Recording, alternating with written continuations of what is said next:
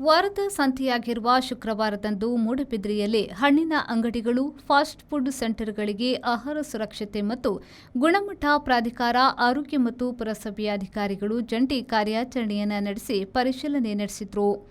ಆಹಾರ ವಸ್ತುಗಳಲ್ಲಿ ಕಲಬೆರಕೆ ಹಾಗೂ ರಾಸಾಯನಿಕ ಬಳಕೆಯ ಆರೋಪಗಳ ಹಿನ್ನೆಲೆಯಲ್ಲಿ ಬಾಳೆಹಣ್ಣು ಸಹಿತ ವಿವಿಧ ಹಣ್ಣಿನ ಅಂಗಡಿಗಳು, ಆಹಾರ ವಸ್ತುಗಳನ್ನು ತಯಾರಿಸುವ ಅಂಗಡಿಗಳಿಗೆ ಭೇಟಿ ನೀಡಿದ ಅಧಿಕಾರಿಗಳು ಮಾದರಿ ಸ್ಯಾಂಪಲ್ ಸಂಗ್ರಹಿಸಿದರು.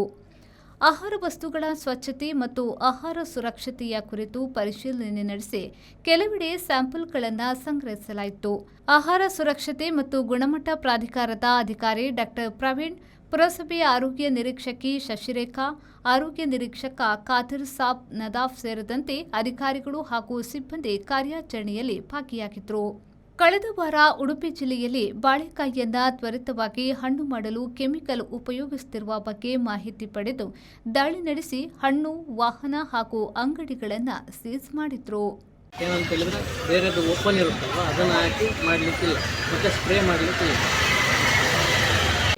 ದೂರು ಬಂದದ ಮೇಲೆ ಪುರಸಭೆಯ ಅಧಿಕಾರಿಯಾಗಿ ಹಿರಿಯ ಆರೋಗ್ಯ ನಿರೀಕ್ಷಕರಾಗಿ ನಾನು ಮತ್ತು ಸರ್ಕಾರಿ ಆಸ್ಪತ್ರೆಯಲ್ಲಿ ಸೀನಿಯರ್ ಹೆಲ್ತ್ ಇನ್ಸ್ಪೆಕ್ಟರ್ ಜಂಟಿಯಾಗಿ ನಾವು ಈಗ ಕಾರ್ಯಾಚರಣೆ ಮಾಡ್ತಾ ಇದ್ದೇವೆ. ಪ್ರತಿ ಹೋಟೆಲ್ಸ್ ಮತ್ತು ಬಾಳೆಹಣ್ಣಿನ ಅಂಗಡಿ ಮತ್ತು ಇತರೆ ಹಣ್ಣಿನ ವ್ಯಾಪಾರಿಗಳ ಅಂಗಡಿಗಳಿಗೆ ಪರಿಶೀಲನೆ ಮಾಡ್ತಾ ಇದ್ದೇವೆ.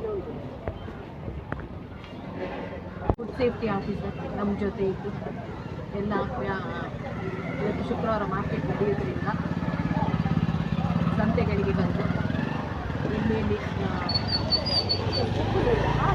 ಹಣ್ಣುಗಳನ್ನು ಮಾರ್ತಿದ್ದಾರೆ ಮತ್ತು ಗೂಡಂಗಡಿ ಅಂದರೆ ಫುಡ್ ತಯಾರಿಸುವಂತಹ ಶಾಪ್ ಭೇಟಿ ಮಾಡಿ ಪರಿಶೀಲನೆ ಮಾಡ್ತಾ ಇದ್ದೇವೆ ಮತ್ತು ಅವರು ಈ ಬಗ್ಗೆ ಸಂಶಯ ಬಂದಲ್ಲಿ ಅದನ್ನು ಕಲೆಕ್ಟ್ ಮಾಡಿ